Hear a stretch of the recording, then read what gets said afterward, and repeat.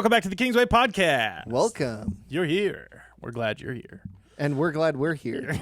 We're back. We're back.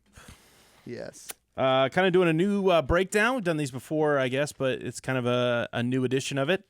I'm going to kind of do a sermon remix. Yeah. And deep dive. So it's kind of like a sermon remix, deep dive. I don't know if you know this, Ryan, but every time you preach a sermon, you get home and you preach a better one. Mm-hmm. 30 minutes afterwards. Mm-hmm. It's the Sunday afternoon shower effect. Yes, that's what I call it. That's exactly what I call it. And you've heard me say that before. I get home. Normally I take a shower. I kind of de-stress, kind of come back down, think about the day, think about the morning, and then I write the best sermon that I'll never get to preach about what I should have said. We need to just start recording those. Selling them on video or something. I think I instantly would take a next shower and it would be better than that one too. You know what I mean? Like there's always going to be. Yeah. But then, so that's the thing. The more money you pay, the more showers you get through get to a better sermon. And by the 10th shower, it's like perfect or something, right? 7 in the Bible. That's perfect. Yeah. That's the 7th shower is perfect. 144,000 showers later. Yes. All of the joking aside, I just told you, I think I've said this now because we are in a new series on 1 Samuel and on Sunday mornings here at Kingsway.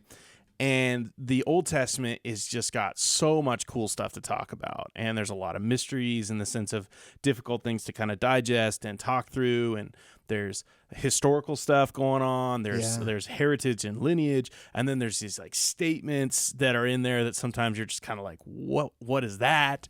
And so breaking all that down in a 25 to 35 supposed to be minute sermon, I laugh because I've gone like 40 minutes twice in a row, and I'm sorry. But it can be really hard. Yeah. And I sometimes intentionally cut things out that I wish I could talk about, and other times I forget to talk about things I wish I talked about. It's tough because we're people of the New Covenant, people of the New Testament. Mm-hmm. If you don't know what that means, keep listening to our podcast and you'll find out. Yes. But it means that we're people who are more closely connected to the stories of Jesus in the Bible. So when we talk about those, when we preach about those, you've been hearing about it for months. We've been living in it and talking about it for years. Like it feels like telling somebody about a fast food restaurant in another town over. Mm-hmm. When we talk about the Old Testament, it feels like telling somebody about a mission trip you went on to another country. Absolutely. It's like so far removed from where we normally live on a Sunday morning. Well, and it really does feel more like describing your town 200 years ago. Or you know what I mean? Like describing your town where it's like, I don't even know what a restaurant is. You know what I mean? Like that. This is a weird comparison, but just please stay with me. I know it's going to be weird. I'm in a class right now for a master's program on the history of the Restoration Movement. We are Kingsway Christian Church. Mm-hmm. The Christian Church is the part of the Restoration Movement. Yep. It's like early 1800s, all this stuff. And so that's 200 years ago. Mm-hmm. So I'm doing exactly that. Yes. I'm doing what our church and our church's like vein of churches were 200 years ago at their inception. And it's so weird. Like both where they were coming from, because they weren't coming from the Christian church because it didn't exist. Yep. And just like the culture at that day, the fact that like the Louisiana Purchase just happened very recently, like that they were frontiersmen. I'm like, that's crazy. That seems like 1,000 years ago, but it wasn't that long ago. Just a couple hundred years. So it feels like that. It feels like unreal. Well, that's why when I threw around some numbers this last week in the third week of the sermon where I was like, there was like a 465 or 435 year gap between Malachi, the only Italian prophet, Malachi, between Malachi and kind of the Gospels or Jesus. Yeah. And there's this gap of silence where we don't really have anything recorded. There's no books. There's no nothing. And that was one of the things that somebody came up and they're like, I didn't know that. And you're like, yeah. And they're like 7 or 8 generations of people just didn't have anything. There was just nothing going on. And that's the type of stuff that you learn, I feel like, in the Old Testament, where all of a sudden like something pops up and you're like, I didn't know that. I didn't know that existed. I didn't know that's how that happened. I didn't realize that's where we came from. And then you hear names that are mentioned in the New Testament than like you hear their actual story.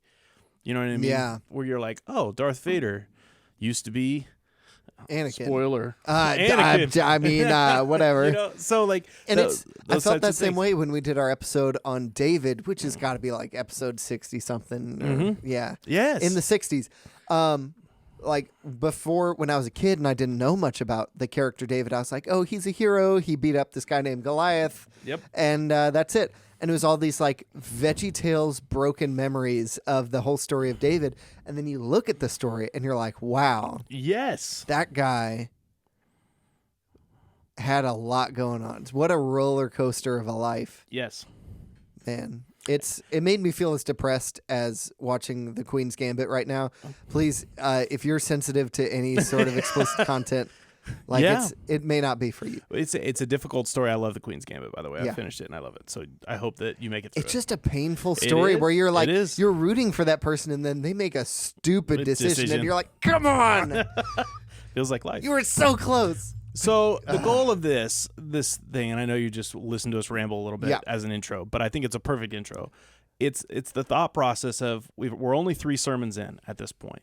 When this comes out, we might be 4 sermons in. We might be 4 or 5. But here's the thing: we're at the start, and so rather than trying to rush ahead and do it, I wanted to take some time to just kind of break down some things that I wish we could have talked about a little bit more, but we didn't get a chance to. And honestly, this might be the place that we get some of our first questions.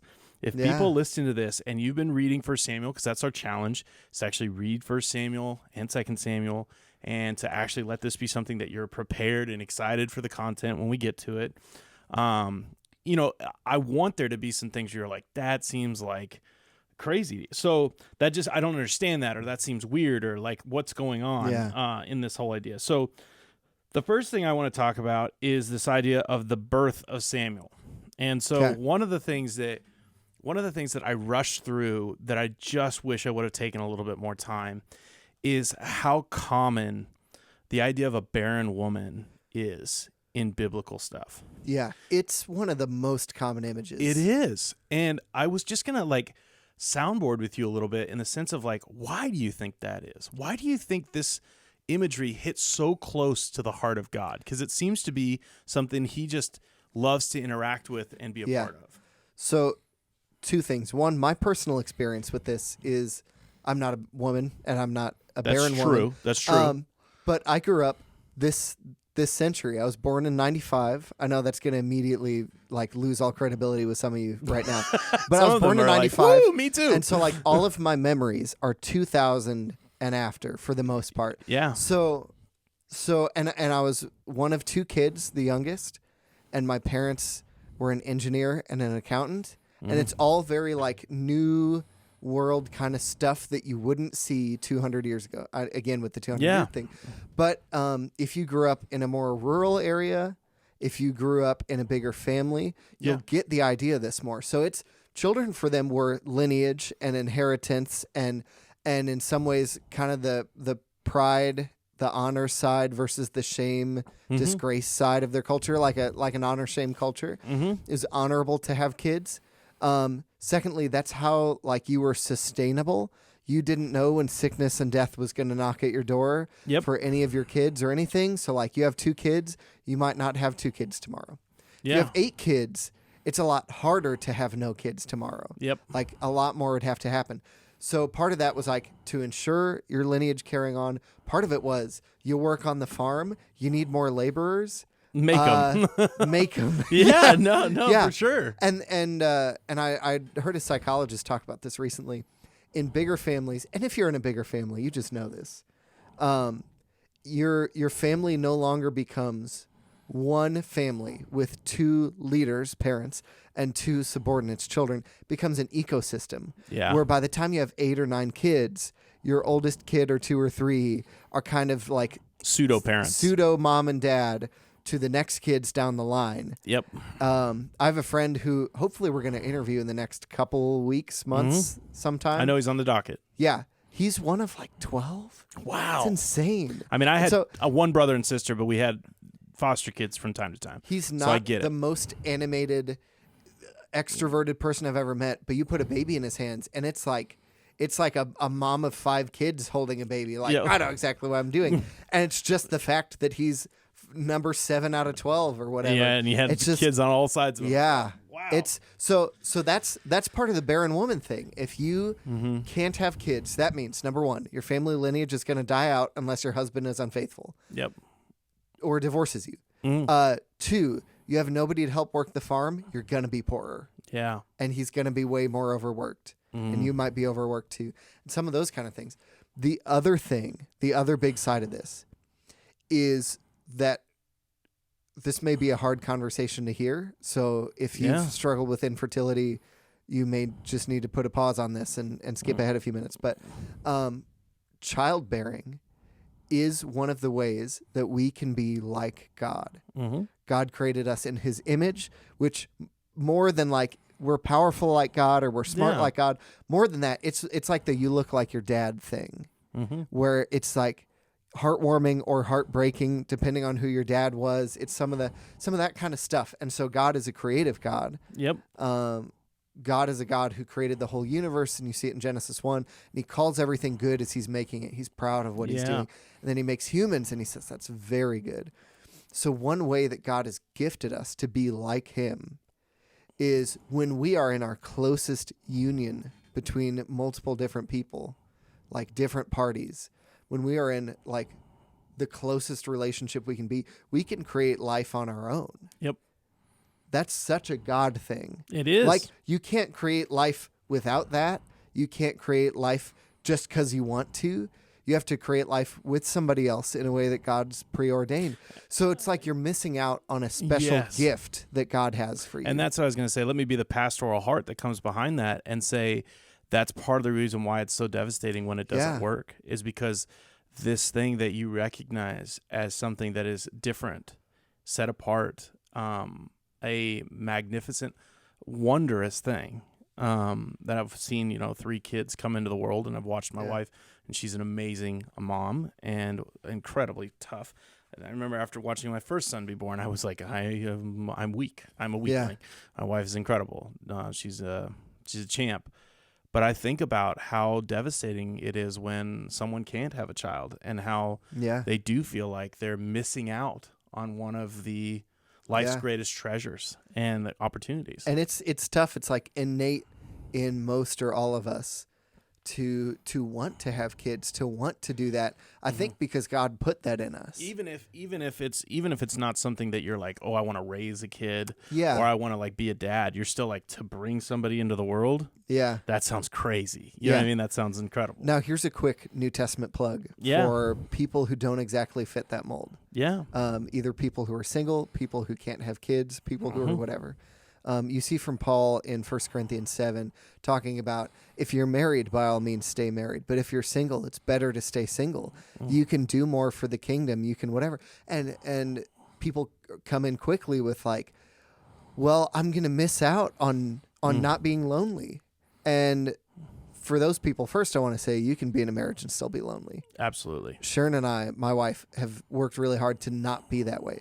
But without working hard at that, if you take it for granted, you can be very lonely in a marriage. And I've counseled and I've been with people that are in marriages and feel that way. Yeah. But on top of that, what Jesus has done for the world, Jesus wasn't married. Jesus didn't have kids of his own. But the role he took in the world, and the role Paul followed after him in, is looking at the world as a place full of orphans, a place full of people who, whether or not they still have physical parents or not, they are outside of the one true family. Yeah. They are outside of being God the Father's adopted kids. Yes. They're still lost. And so you can find community as a single person in the church. If you're having a hard time doing that, I don't want to say it's the church's fault and blame them and say they're not doing anything, because I don't know that situation. But that should be a place where you can find that. Like, usually churches try to make small groups that place where you can find that kind of community or whatever. It may be that, or it may not. But the church is supposed to be the place where you find community.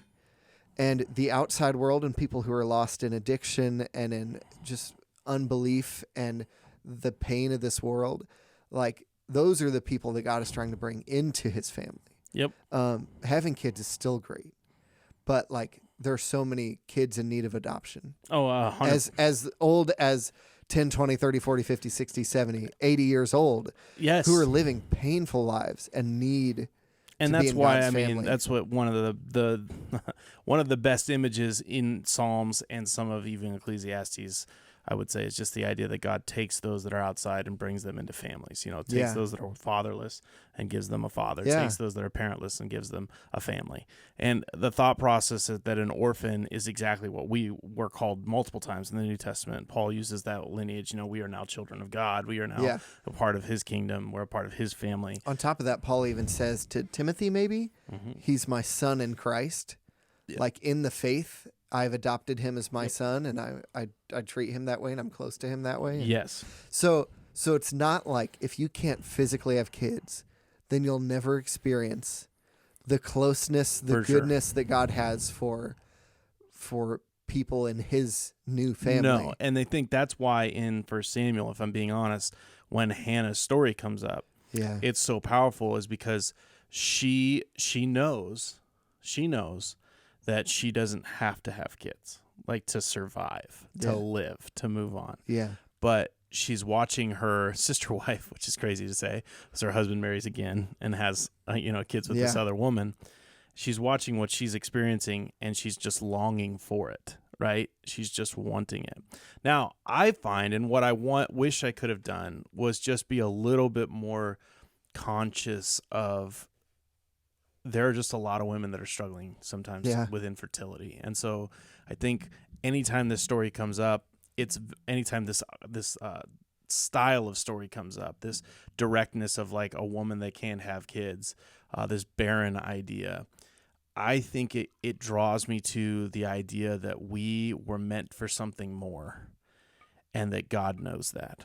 Does that make sense? It's kind of like the difference between living and full life. Yeah. If that makes sense. Like you're like, no. You can still live and not have kids, but there's a fullness that you're missing out on. You feel like that's just not quite there. And that's the root of like all envy and desire is like my life feels empty if only I had that thing. Yes. If only this person loved me, or I could be intimate with this person. If only I had a kid of my own. If only I had the car that guy has, the job that this guy has, the respect, the position that this person has. And it really is that, isn't it? It's I feel it. It's the difference between having a life, your heart beating, and full life. Mm-hmm. And we all want full life. But that's the good point here is that Hannah doesn't need anything to have like a taken care of life. Mm-hmm. But she's seeking full life. And in the culture she's in and in the family she's in, having a kid seems like the way. And not having a kid is her shame. Yeah. And she's not going anywhere else than to God. Yeah. To find it. Yeah. And I think that's the beauty of the story is she's taking her grief, her sorrow, and she's placing it back at the feet of God and saying, I long for more. I wish for more. I wish for this. And it's a selfless act. That's the other thing. Is she brings this kid into the world and she gives him back to God. She does not keep it. She does not hold it as like, I did this. It's amazing. She holds God up as the reason. It's the same thing as Abraham and Isaac. Yes. In Genesis 12 or later. Very close. 18, 19. I want to say it's right around there. Keep going. Oh my gosh. It's so close to that kind of story. In each of these stories, somebody can't have a kid for Abraham and his wife, whose name is something. Her name's Hannah too, right? It was like Hannah and he was Abram, and then anyway. For both of them, they couldn't have a kid. For Abraham and his wife, it was because they were like 100 years old. Yes. And God gives them a kid, and then because of how God gave them that kid or something else, they had to prove their faithfulness to God, that God was still more important to them than this kid that he gave them. So for Abraham and Isaac, he was going to sacrifice his kid to God, and God was never going to let him go through with that. Yep. But he wanted to test, like, how far are you willing to go to show your loyalty to me, your worship of me, and your priority of me above everything else. Now that I gave you a kid, is that going to be the most important thing in your life? Sarah. by the way. Sarah. Okay, man, I was so close. Yeah. One of them is Rachel and Leah for Jacob, Isaac and I don't know. Anyway, but it's the same kind of story. But here, instead of asking Hannah to sacrifice her son, the priest asks her to give up her. No, she promises. She to give offers. Up. She yeah, offers, she offers. which is a beautiful thing because there's this sense of recognizing that even if she receives this gift, she knows in the end it is God who's done the. There's this part of it. It's like it's more than just her son that's at work. It's God proving Himself faithful. Yeah, and there's a power in that. And I think if I give any kind of, if someone's listening to this or you know someone that's struggling and you just need to be present with them, and God needs to feel like He's with them in their hurt and their pain. And that's part of what Jesus offers is in the cross is He doesn't stay at a distance, but comes into the dirt, comes into the pain, comes into the brokenness that is the world, doesn't stand at a distance, but comes directly to us. And I think there's a part of Him entering into Hannah's story, the painful part of it, and still offering a blessing that's incredible. And then even she gets more than she asked for. That's full life, right? You know, it's not only does Samuel come into the world, but then he ultimately is going to anoint David, which is going to be a part of the lineage of Jesus. Yeah. And she gets more kids. It's crazy cool. And I think I just wish I would have had a little bit more time, and I'm glad we had this discussion. The second thing I wanted to talk about was we did the sacrifices and some of that stuff. You remember that in, what episode was that? I can't even remember. We did it in Temple Sacrifices, where we talked about the difference between, a sacrifice that would repair a relationship versus our relationship with God. If you want to see more about that is an episode that I'm about to tell you after. Or we can link it in the description too. We did an episode on that. We did. And so we find Hophni and Phinehas taking meat with this fork and pulling it out of these basically the sacrifices that are being made. And I wanted to talk about how, in that episode, you kind of showed that these sacrifices of meat were meant to be something that were going to pull the people together, repair relationships, take things from good to great. So you said there was two types of things. Your relationship with God is good, but you want to go to a better place. Your relationship with God is bad, and you want to bring it back to at least good. Yeah, so there's it's episode 70. I just looked it up. Cool. Save the day. Nobody worry. So there's worried. You and other people, and there's you and God. Mm-hmm. Those are two kinds of sacrifices. Within each of those, there is a bad to neutral, and there's a neutral to good. Yep. And so, yeah. So basically, when we're reading some of this stuff, which is in the second half of chapter 2, and you see that they're taking these forks, these sons of Eli, and they're plunging it into the sacrificial stuff, these offerings, and they're taking them before they're even cooked. And they're taking them back to their own meal tables, or they're waiting, they're picking through and they're taking the best pieces of meat. And it particularly says on there, the fat was still there, if that makes sense. Like there was the best parts of the meat they were taking. Yeah. The parts that taste the best. It's so vile and disgusting in the sacrificial system. Let me set it up hopefully a way you can understand if you aren't a Jew from 4,000 years ago. Imagine going to Walmart. It's December. It's lightly snowy.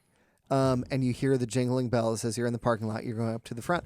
There is the Salvation Army guy in the Santa hat, and he has the red bucket. And you go up there with 4 quarters. And you're about to put it in the bucket, and he says, "Give me 2 of those quarters." And you say, "No, dude, this is for the freaking kids." And he's like, "Give me 2 or I'll take them from you." That's literally their words in here. Yeah. "Give me 2 of those or I'll take them from you by force." Yes. How sickening. It's so frustrating. And like they had the forks to take the meat out of there. I'm guessing these are giant pitchforks. Yep. Like they're gonna stab you with that. They're gonna take it by force. Imagine that Christmas Santa at the front had a gun. Yes. He's like, "Give me 50 cents out of your dollar." And what I hate is that in that episode you talked about this, and I didn't get a chance to really break it down, but they're not just destroying the relationship these people are hoping to repair with God. They're potentially destroying relationships they're hoping to have with friends. Yeah. It'd be like having someone walk up to your family barbecue, look over the meat, see how many people are there that are hoping to be in, and then just taking half the stuff and just leaving. I mean, it's like this is supposed to be it's even worse because it's like some of it is to go from neutral to good on a relationship. Yeah. Some of it is to go from bad to neutral. Yeah. So imagine 2020 fall, if you saw your family in person for Thanksgiving, yes, that was election season. Everybody hated everybody. Yes. Imagine you had a rough Thanksgiving, and the next Thanksgiving you come back, you're like, there's no election this year. We're going to do good. It's going to be better. And then you walk in and some third party just scoops out half of your mashed potatoes that you brought. And you're like, what are you doing? Dude, that's what I was trying to think. Like, I wish I had more time to talk, but I'm like, this was causing rifts in the people. Like, the people weren't able to repair their relationships. Yeah. They weren't able to like ask for forgiveness in a way that God had commanded. They weren't able to ask in hopes that things would grow and do better. I mean, it really is just a dysfunctional thing on all the levels. And what it made me think of is like if you've ever been in an environment where you've had a boss that just is horrible. Yeah. And it basically just causes everyone else to either treat everyone poorly, to kind of look out for themselves and to make sure they're taken care of, to kind of walk on eggshells and just get the bare minimum done. Like no one, and this is what I think, no one is going to want to offer sacrifices after a while. They're going to go, it's not going to work. All that's going to happen is Hophni and Phinehas are going to take our stuff. I don't want to go to God. Yeah. Right? And it just starts to break everything down. And it's tough because, like, in their community, this is the worst part. In their community, their jobs weren't, like, light or meaningless. No. This is not the, like, fourth taco truck vendor in your city. This is the, like, one and only doctor. Imagine them, like, treating you poor. That bad. Yes. And that's what I mean, where I'm just trying to point this out because I feel like we read over that and it doesn't quite sink into like, so they stole some meat. Like, what does that matter?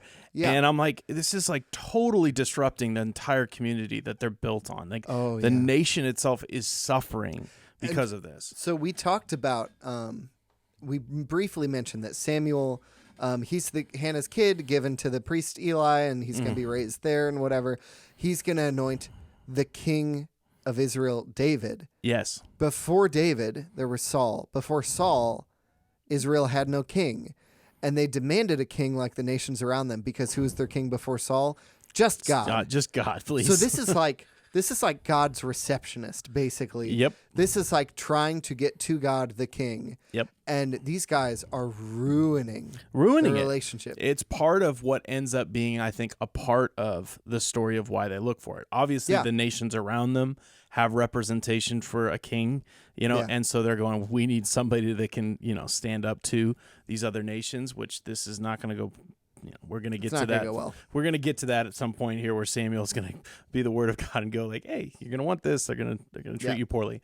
Yeah. But I guess I just wanted to pause and just say a little bit more about this because Hophni and Phinehas are going to be prophesied against multiple times over the next few chapters. And they're basically told by, God's going to come in and basically say like, they're going to reap what they sowed and the consequences are what we're going to do, which actually leads me to one of the things I want to talk to you the last. And it's in verse 14. And it's talking about chapter 2 or 3. Chapter 3. Okay. And it's the last thing I want to talk about and on the podcast for this one. And it says this, therefore, I swore to the house of Eli, the guilt of Eli's house will never be atoned for by sacrifice or offering. When I read that on this last Wednesday, I literally thought, wait, what's going on there, Ryan? We get up here and talk about Jesus, God's son, offering forgiveness to the whole world. It seems on the surface out of character. Yes. For God to say, I swear to the house of Eli that the iniquity of Eli's house shall not be atoned for by sacrifice or offering. Nothing can possibly help them. Ever. That's what I read it as, right? Like like, there's nothing you can do. Now, we've talked a little bit off camera, so I don't want to pretend like we haven't had a little bit of this discussion, but we really didn't get to like any kind of conclusion yet. So I'm not trying to pretend like we have this all worked out. I genuinely think this is a puzzling thing. Now I've been thinking about it, so I have some thoughts, and I don't want to put you in your place because what you told me earlier was like, this is like God saying flowers ain't gonna fix that you cheated. Yeah. Like you, this is okay. I don't know if this is 1 or 2 episodes after episode 87, 88. Atonement Theory. No, the sob song one. Yes. Chris Stapleton. Yes. What was that song? Whiskey and You. Yeah, Whiskey and You. The whole song is, I messed up and you're never coming back. Yep. Whiskey's going to be easier to numb the pain than you ever forgiving me. It's never going to work. Yeah, I want you to forgive me, but you'll never do it. So I'm going to use whiskey to numb the pain. This is that. This is like, I messed up. He ain't ever coming back. Yep. And it's, oh my gosh, if it's not, I don't want to sound heartless, but on the surface, like we talked about, they've been cruel for a long time. This has caused a lot of, not just in their lives, it's caused a lot of trickle down hurt to the nation, right? Okay, this is not the same at all.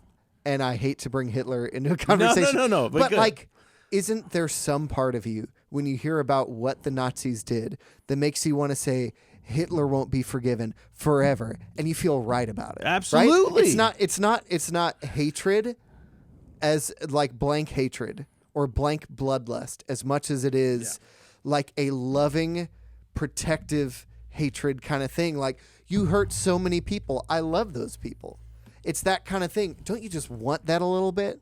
Yeah. That's not where we're going to land. So here's what I'm trying to think of, though. Like there's other examples, though, that we're going to get in the Old Testament that are similar to what this is experiencing, right? Like the book of Hosea is like the book that I think of immediately. Like, right? Like this prophet is told to go and marry a woman who is a prostitute, Gomer, and they are basically married, and Gomer keeps going back into prostitution. And Homer and Hosea is like, God is telling him this is what it's like when the nation is disobedient. I keep taking them back and taking them back and taking them back, and they keep running away. And here's the thing: God is in a relationship with Israel. He's not in a. He is all powerful. He is the judge. He does set the standard. All that's true. But when Israel messes up, he isn't like, you violated Section 284, Part B. Yes. He doesn't say that. He says, ouch. Yeah. He's hurt. He's not. We're made in his image. We have emotions. Yeah. He's not out of control, emotional. But it hurts. But he is emotionally invested in us. Mm-hmm. And so when Eli and his two sons are so numb to deeply violating God's promises, like, there's got to be a boundary that's like, flowers aren't going to fix it anymore. Yeah. Sacrifices aren't going to fix it anymore. So is there hope for Hophni and Phinehas? Yes. Oh, thank goodness. Probably. So, like, okay, this is going to get a little too deep, and it's very...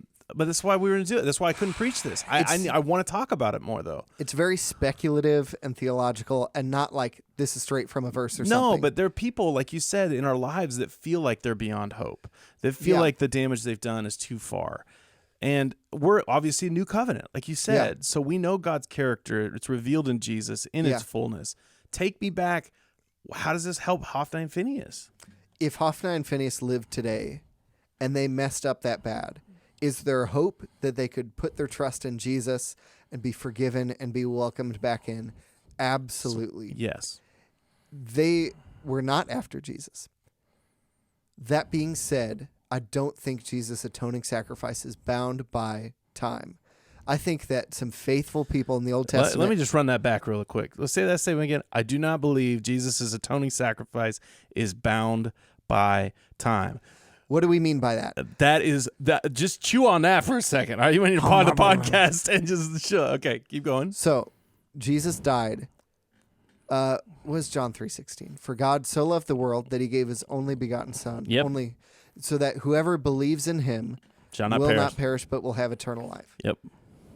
What we know about heaven and hell and all these things, we think we have a pretty good understanding, and we really don't. Yep. It's not as if Scripture clearly lines out that as soon as every individual human dies, they either go upstairs or downstairs. It's way less clear than that. So, like, do we think we're going to see Moses in heaven? Probably. Yeah. He was a pretty faithful guy in God's chosen people. Did he know Jesus? Absolutely not. No. And did he get to the promised land? No. Now, he messed up at the end. His anger got the best of him, and God kept him out of the promised land. Is Jesus' sacrifice not going to touch him at all? Yeah, right. So I think so, because Hebrews says 13, yes. Yeah, Hebrews says yes. Oh no, I said 13. Hebrews 11. Hebrews 11. Yeah. I feel like if people were faithful to God, that they will have the same opportunity. This is all speculative. I have no proof of this anywhere. No. But I think Hebrews draws these two worlds together. Yeah. I don't think it's just Hebrews. I think Paul hits on this too. Yeah. But we've talked about this. They looked forward to what God was going to do. Yes. We look back. It's the same time idea, right? Like, yeah. They were looking forward in time. We were looking back in time. To Jesus. Just because we weren't in the time of Jesus. Yeah, and we didn't that's true. exist yet doesn't mean that that his sacrifice is bound by time any more than going back. It's not like his sacrifice only mattered until he ascended into heaven. It goes forward to us. Yes, exactly. It probably also goes backwards to them. Yes, and that's not an assumption that I think is made without evidence. It's a very educated guess. Yes. Because I don't think God would leave David out of eternity. David, who God describes as a man after God's own heart. I would find that really hard to believe, even though David messed up in some huge ways. Yes. Because you got a thief on the cross that doesn't know any of this that gets in.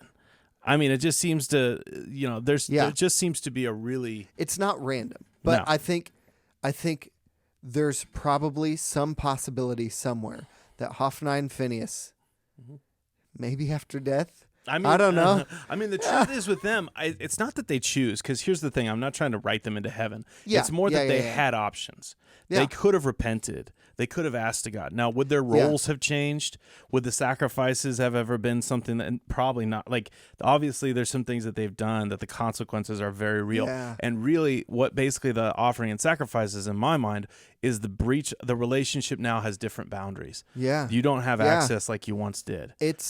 Does that make sense? Like, that's how we could give an example for that. I really don't want to, but yeah, like you definitely know of situations where somebody's broken trust in a certain way, and you may welcome them back in at some point after some deep forgiveness and apologizing, but like you don't let them around the thing that they hurt before. Yes. I think of children that have been abused. I think of wives that have been beaten. I think of even people like someone that's a mass murderer. That finds Jesus in jail. It's not like you let him out of jail just because they found that new freedom. Like a drunk dad who beat his kid. Like maybe he turns his life around. Maybe he keeps it turned around for the rest of his life. Are you going to let him around his very young, vulnerable, traumatized kid again? No, probably not. Well, and I say all the time, like if someone has an addiction to meth and they lose their front teeth, if they find forgiveness and healing, it doesn't mean they get their front teeth back. Yeah. Like there's just certain consequences that come with our actions. And this seems to be the breach that has happened, that has caused a consequence that is very rare in the Bible. Yeah. That this type of like prophecy is put out there. That it's like, this is what's going to happen. And for me, it's like if they were a teacher and that teacher habitually lied, maybe they don't get to be a teacher anymore. That doesn't mean nobody gets to be a teacher. That doesn't mean nobody gets to learn. Yep. So they will not be forgiven by sacrifices and offerings. They were the sacrifices and offerings people. Yep. So they don't get to be in charge of trying to get God to forgive themselves through their own whatever. Yep. They've messed that up for a while. Maybe there's hope that a different priest, a different prophet. That's what I was thinking. Maybe. I mean, probably, and that's the thing hopefully. is, this is a sad ending to this story, right? We know Hophni and Phinehas never turn. They never change. They're killed. Their dad dies too. I mean, Eli dies too. It's a really sad ending. What I don't like is that in the middle of this, we have this verse that it appears, like you said, that God is out of character. And really what it's talking about is that he's not out of character. He's actually in character because he's defending the people and the nation's opportunity to be in a relationship with him. And what these guys were doing was breaking the relationship with an entire nation. And he could not let that stand anymore. It was like child abuse. It was like parental abuse. It was like spouse abuse. It was breaking it to a place that it was inappropriate to not step in and to help. And so what appears to be on the surface is something that's very harsh and very out of character, actually, I think, is more in line with exactly why Jesus came to die. Yeah. He went, no, this death cannot hold my children ransom. I will choose. I will choose to come in and step in. Yeah. And yeah. So, do you want to step into the next chapter a little bit? Because we won't. This may come out in a week or two after the So like the last thing that I think would be really fun to talk about is when the ark is actually taken, when Hophni and Phinehas die. And I know I said this was going to be the last thing, but this is so cool. You're absolutely right. We should talk about this. Yeah. So the ark's taken. Hophni and Phinehas try to use it like the Nazis were trying to use it in the Raiders of the Lost Ark. Yeah. They like try to take it, and they're like, we're going to use it as the weapon of mass destruction, and we're going to carry it before us. And very literally, Israel's army. Mm-hmm. So Hophni and Phinehas, the people they're the priest over, and Eli, they take it as a good luck charm into battle. If we have this special thing of God's, we can't lose. Yep. And there's this part in there where the Philistines talk about that. So they bring the ark out, and the Philistines heard the noise of shouting from the guys with the ark, the Israelites, and they said, "What does this great shouting in the camp of the Hebrews mean?" And then they learned they had the ark, and they said, "A god has come into the camp. Woe to us, for nothing like this has happened before. Woe to us. Who can deliver us from the power of these mighty gods?" Here's a big part. "These are the gods who struck the Egyptians with every sort of plague in the wilderness." They and then they have to like bolster up. They're like, we're going to overtake them with the God who defeated Egypt. Yep. We gotta step up our game, and they do, and they not wipe out. But they destroy them. They bend kill over Israel and spank it. Like it's real bad. Good. It's they win a decisive victory.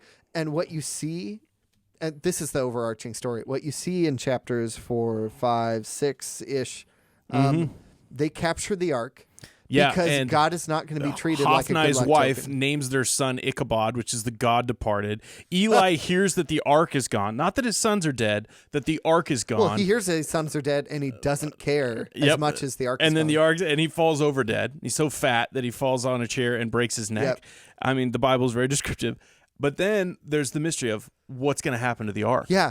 You're like, how could they? It seems like so the Ark of the Covenant is like the symbolic reality. Mm-hmm. I say that very carefully because it's like it is not God's presence, but it might as well be. But it for holds them. like the 10 Commandments, manna and quail. It holds the staff of Aaron. Yeah. Like it has these things in it that kind of symbolize God's presence, his leadership. Let me phrase it this way.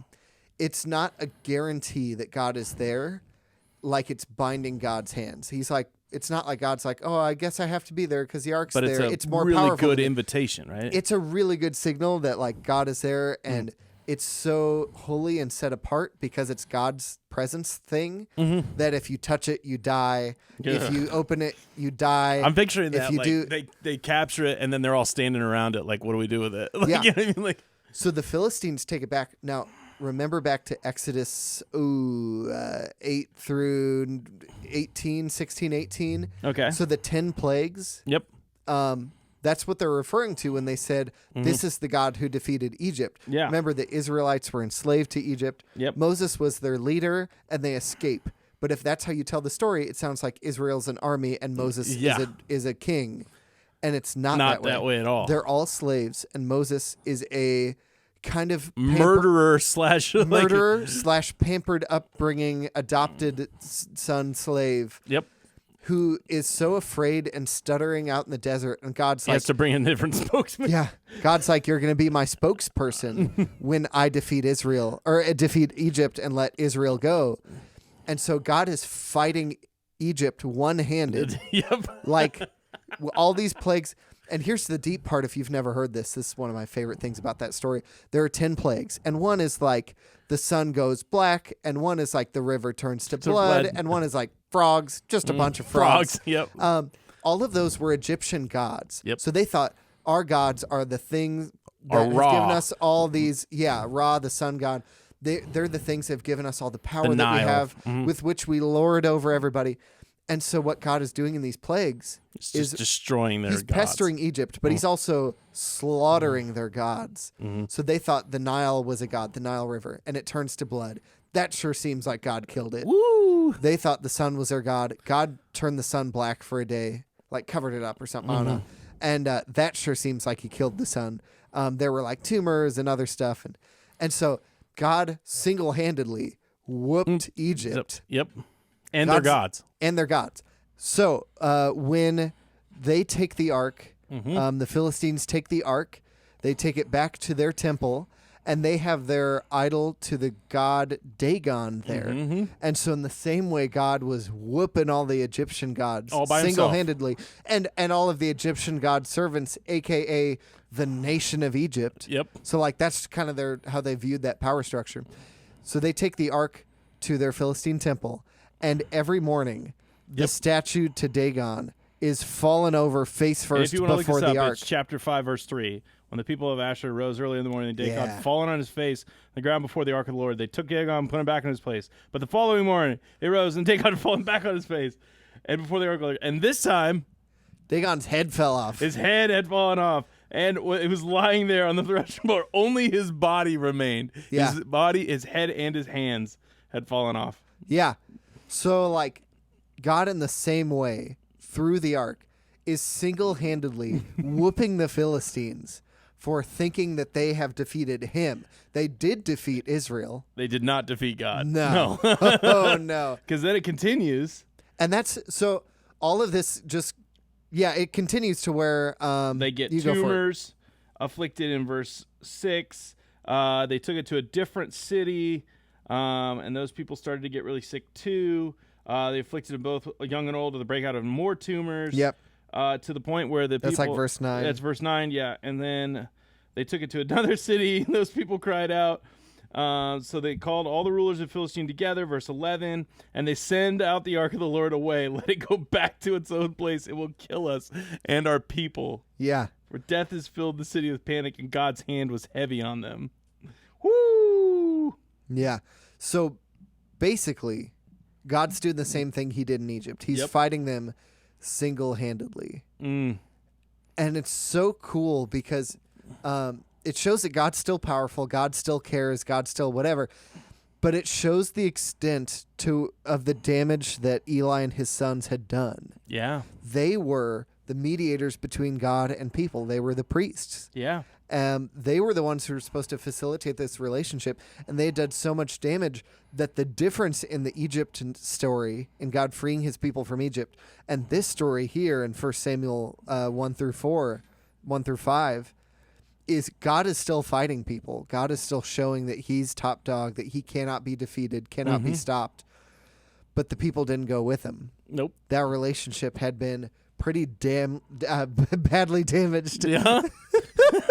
No, badly damaged. It was damned. It was. And it really had been, it was kind of on the sense of like it had been broken to a point that now they were left behind. I mean, it really is. And I like how you're drawing this conclusion. So before God uses it to pull his people out, now he's going to use his own power to return to his people. I mean, that's what's going to be crazy, because he's going to use his faithful servant to subdue the nation of Philistines, and then eventually he's going to use his anointed to return the ark. Yeah. I mean, in the whole way, it's God's faithfulness coming through the whole thing. But and like we've said, Eli and his sons have severed this relationship and really hindered it. But God hasn't severed his care for Israel. No. The relationship is bad, but he sent he prophesied and said Samuel was going to be there, and sent somebody to take it over because it was on fire. Yep. And he was like, it shouldn't be that way. I should be. Yes. And the repair, what God starts to do is he plants the seed in the relationship with Samuel. Yep. And then even uses Eli a little bit, the best parts of Eli, to grow Samuel up. Yeah. To prepare him. And then Samuel does the best he can to keep Israel from going to kingship, which is what we're going to see. And I mean, it's this whole idea of like God is working. I mean, the whole point of the series and what we've said is like in the deepest darkness, light is at work. And it's that light is this idea that God, even when we do our deepest, darkest, worst things, he is still at work because he alone is light. He alone has that power. And I love that you're pointing this out too, that, you know, I see all this stuff and I kind of see like a Lord of the Rings, you know, type of like this narrative, this story where like God's the main character the whole time. And we try to enter ourselves as to be the main character. Yeah. Kind of institute ourselves into the story to be like, I could make the difference. And yeah, the whole story is basically the good guys have the ring. The ring is like the power of a nuclear bomb. It's like it's like a nation devastating. And it's also very tempting and will warp the person who's trying to wear it. And so they're trying to bring it to this special mountain behind enemy lines to destroy it. Yeah. And it's so hard and it's tempting and they don't want to do it sometimes and whatever. Imagine if that ring got all the way to the big bad evil villain Sauron, and the ring fought Sauron off. Yes, like the inanimate object, and just fought him off. And that's what this is exactly. And I think the whole point is like the way that Hophni and Phineas were trying to use it was like a magic toolbox to fix the problem. When in the turn they needed God. And they needed him to fix the problem. And so the box becomes only a way to God demonstrates that he was the answer. He was what they needed. They needed to turn back. And what the people have been separated from is God himself. And that's, we talked about already in chapter 2 of 1 Samuel where he says, the word of God was rare.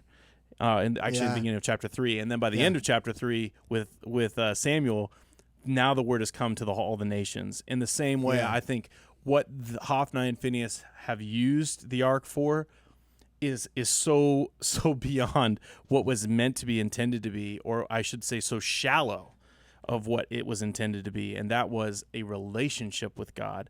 In an inanimate object, it is kind of like a wedding ring, or like the place that you go and you had your first date, or it's this place that reminds you of the relationship. It's not meant to be the full representation of the relationship. It's meant to be a symbol of something bigger and greater. And what God does is demonstrate that little box is not just a teeny little box. It's actually something that's representation of who God is. And obviously with Dagon, that's like one of my favorite stories to read, because you're like, I love it. They're like, what?